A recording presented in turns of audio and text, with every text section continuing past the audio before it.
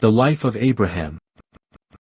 Over 4,000 years ago, one man's journey changed history. Abraham, called by God, left behind everything familiar to walk a path of faith, facing trials, triumphs, and divine promises. From Ur to Canaan, from barrenness to nations, from doubt to unwavering trust, his story is not just ancient history but a testament to faith that still inspires today. Are you ready to walk in his footsteps? Ur of the Chaldeans, a city of moon worship. Ur of the Chaldeans, around 1868 BC, was a city devoted to the worship of the moon god Nana. Towering over the city was its famous ziggurat, where priests led rituals to honor Nana under the light of the full moon. The people of Ur placed their trust in the cycles of the moon, seeking guidance and blessings for their daily lives. Terah, Abram's father, lived among these worshippers. Yet, unseen to them, the true God was preparing to call this family out of idolatry and into his divine purpose. Terah's departure. February 1868 BC, Terah made a bold decision to leave Ur and set out for Canaan. Strategically, he planned the family's first stop in Nippur to align with the moon feast, a time of celebration and trade. As a worshipper of Nana, Terah intended to honor the moon god on this journey, believing it would bring favor and protection. However, unknown to him, this trip was the first step in a greater plan, one that would lead his descendants away from idolatry and toward the promises of the living God. The moon feast in Nippur. The city of Nippur, on the night of April 9, 1868 BC, was alive with celebration. The moon feast was in full swing atop the towering ziggurat, its steps crowded with worshippers offering incense and sacrifices to Nana. Abram stood beside his father, Terah, observing the rituals under the midnight sky. The drums, chants, and flickering torchlights filled the air, but doubt began to stir in Abram's heart. As he watched the devotion to the moon god, he questioned the purpose of these ceremonies. Unbeknownst to him, this moment would be a turning point in his journey toward a divine calling. The divine call to Abram. During that night, of April 9, 1868 BC, early in the morning the Lord spoke to Abram. "Leave your country, your kindred, and your father's household, and go to the land I will show you. I will make you into a great nation, and I will bless you. I will make your name great, so that you will be a blessing." As these words echoed in his mind, Abram had a vision, of a man standing tall, leading a multitude of people out of the city of Avaris, lamps burning in a distance. The vision of Moses and the Exodus stirred Abram's heart with awe, marking the beginning of his journey into God's promises. Abram believed God.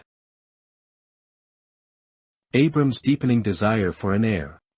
After leaving Nippur, Abraham journeyed westward and stopped in the ancient city of Mari, renowned for its vast library of cuneiform tablets. Within this center of knowledge and law, he encountered writings that would later shape the laws of Hammurabi.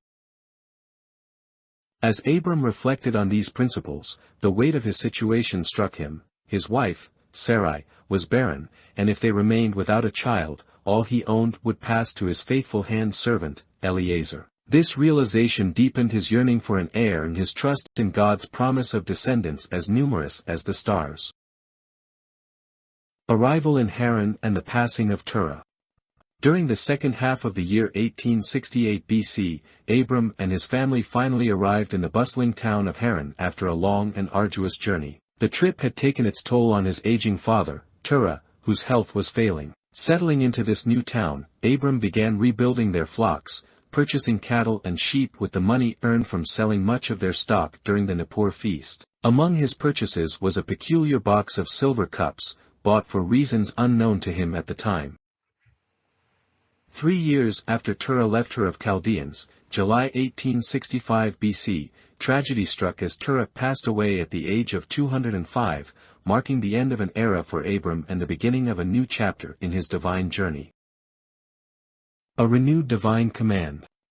On the night of September 11, 1865 BC, under the glow of a full moon, Abram stood in Haran, reflecting on the journey that had led him here. It had been 3.5 years since he last heard from God when he left Nippur. Now, the Lord spoke again. "Leave your country, your kindred, and your father's household, and go to the land I will show you. I will make you into a great nation, and I will bless you, I will make your name great, so that you will be a blessing. Then as God added these two verses, I will bless those who bless you and curse those who curse you, and all the families of the earth will be blessed through you. Another vision to the calling. Another arose, a son of David, crowned in glory, gathering nations to himself. Through this one man, all the families of the earth would be blessed, and the promise given to Abram would find its fulfillment in eternity. Abram's step of faith toward Canaan. Though his final destination was still unclear, Abram obeyed in faith. With his nephew Lot by his side, at the age of 75, Abram set out once more, trusting in the promise of a great nation and a blessing to the world, and left for the land of Canaan. The promise of the land and offspring. Abram journeyed through Damascus and arrived at the great oak tree in Mamre, deep in the land of Canaan. There he built an altar to the Lord and called upon his name for the first time. Then God spoke to Abram, "This is the land I will give to your descendants," the Lord declared. Once again, God promised him offspring, even though Sarai was still barren. But Abram believed, holding on to God's word that one day, his seed would inherit the land. Journey to Egypt, a fearful deception. Abram didn't stay long in Hebron. He traveled into the Levant, settling just south of Hebron, where he and Lot set up their tents at the edge of the desert of Beersheba. Summer was approaching, and the drought grew severe across the land. Faced with a difficult decision, Abram took his household, along with Lot's, and set his sights on Egypt, and he left. As Abram approached Memphis, the capital of Egypt, he feared for his life and told Sarai to say she was his sister. Pharaoh Amenemhat II welcomed Abram, and they exchanged gifts, Abram offering cattle, sheep, and a set of silver cups from Haran. In return, Pharaoh gave him gold, silver, and a servant named Hagar. Sarai was then taken into Pharaoh's harem. With Sarai in Pharaoh's harem, he became gravely ill, developing painful boils. Realizing that Abram's God was punishing him for taking Sarai, he investigated and discovered she was actually Abram's wife. In fear, Pharaoh quickly expelled Abram from Egypt, sending him and his household back to the Levant. A peaceful separation, Abram and Lot's decision. Abram and Lot, now back in the Levant and wealthy, found their land insufficient to support both their herds. Disputes arose between their herdsmen, prompting Abram to propose a peaceful separation. If you go left, I will go right, if you go right, I will go left. Lot chose the fertile plain of Jordan, near Sodom, while Abram settled in Hebron. There, he built an altar to the Lord. Thus, Abraham and Lot parted ways, each trusting in God's provision for their future. Abram's rescue of Lot, a bold victory. 5 kings from the east united and attacked the region of Sodom, defeating its kings and plundering the cities. They took Lot, his family, and all their possessions as prisoners. When Abram heard of his nephew's capture, he gathered 318 trained men from his household and pursued the kings. Under God's guidance, Abram attacked them by night, defeating them and rescuing Lot, along with all the captives and spoils. The meeting with Melchizedek.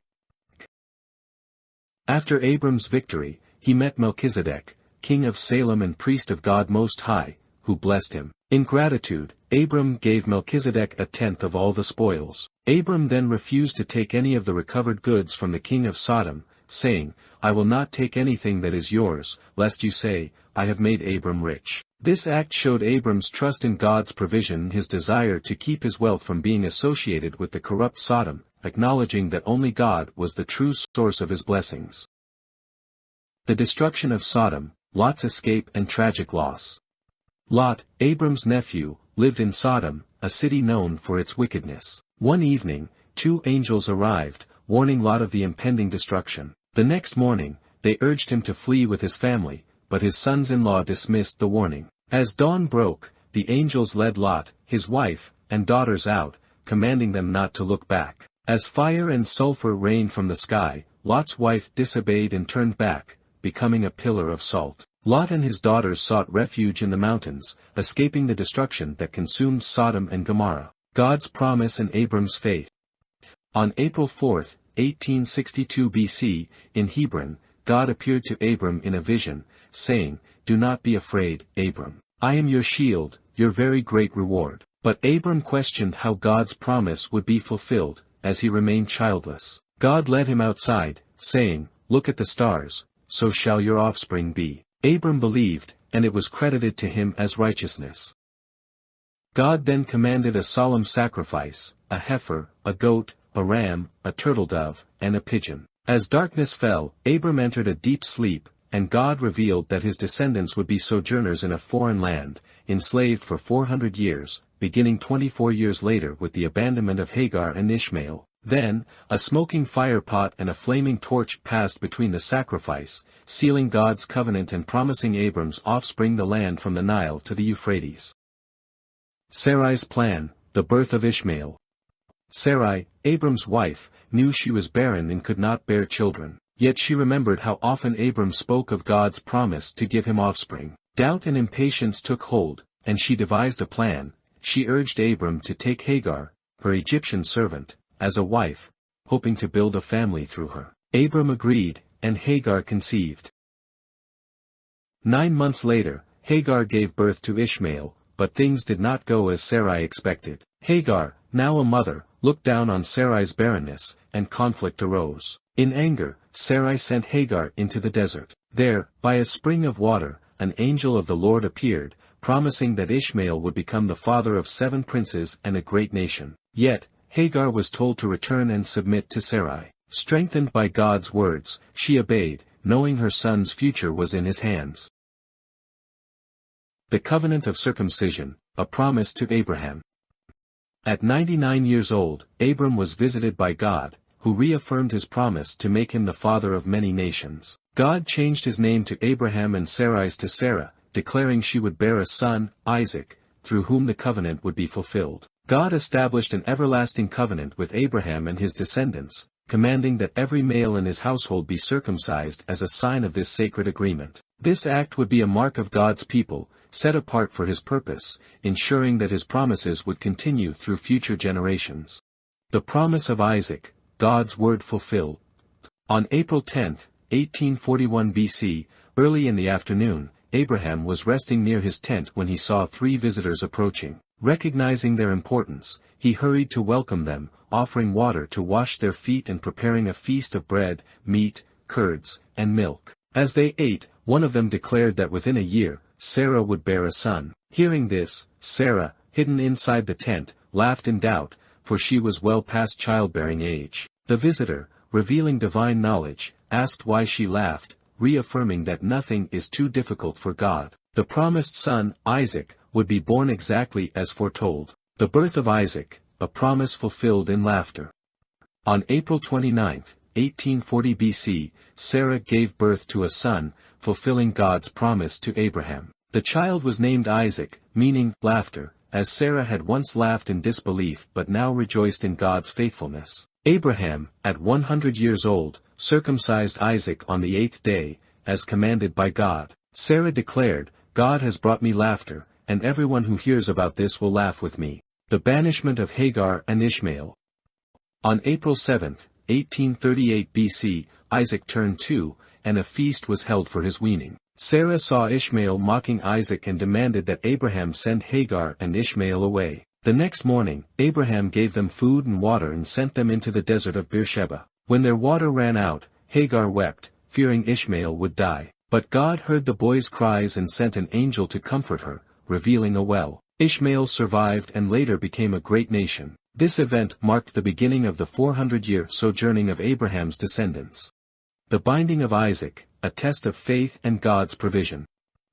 In 1823 BC, 17 years after Isaac's birth, Abraham deeply loved his son, the child of promise. Then, God tested his faith, commanding him to sacrifice Isaac on Mount Moriah. Obediently, Abraham set out early with Isaac and 2 servants, carrying wood for the offering. As they ascended, Isaac asked, "Where is the lamb?" Abraham replied, "God will provide." At the altar, just as Abraham raised the knife, an angel stopped him, and a ram caught in a thicket was provided instead. This moment affirmed Abraham's faith and God's covenant, foreshadowing future redemption through sacrifice. The death of Sarah and the purchase of Machpelah. In 1803 BC, Sarah, the beloved wife of Abraham, passed away at 127 years old in Hebron. Grieving deeply, Abraham sought to give her a proper burial. He approached the Hittites and negotiated with Ephron the Hittite to buy the cave of Machpelah for 400 shekels of silver. Refusing to take it as a gift, Abraham insisted on paying full price, securing it as a permanent burial site. There, in the land of Canaan, Sarah was laid to rest, becoming the first to be buried in the tomb that would later hold Abraham and their descendants. The marriage of Isaac and Rebekah, a divine choice. In the year 1800 BC, Abraham, now much older, sent his most trusted servant on an important mission, to find a wife for his beloved son, Isaac. At the well in Nahor, Abraham's servant prayed for a sign, asking that the chosen woman would offer water to both him and his camels. As soon as he finished praying, Rebekah appeared, generously drawing water for both, revealing herself as God's chosen bride for Isaac. That same year, Isaac, now at 40 years old, took Rebekah as his wife. The birth of Esau and Jacob, the promise continues. April 1780 BC, 20 long years had passed since Isaac and Rebekah's wedding. The waiting, the prayers, the uncertainty, all led to this moment. Rebekah gave birth to twins. As Esau emerged first, Jacob followed, grasping his brother's heel, a sign of things to come. In Abraham's eyes, there was joy, his long-awaited grandchildren were here. The promise God had made to him so many years ago was unfolding before him. The seed of the future was finally growing. The death of Abraham, a legacy of faith and promise. In 1765 BC, at the age of 175, Abraham passed away after a long and blessed life. He had seen the fulfillment of God's promises. Isaac had grown to 75 years old, and his grandsons Jacob and Esau were 15. His other children from Keturah, aged 25 to 37, had also grown. Isaac and Ishmael reunited to bury him beside Sarah in the cave of Machpelah, the land he had purchased years before. Abraham lived a good and fulfilled life, witnessing God's faithfulness, becoming the father of many nations, and leaving a legacy that shaped history forever.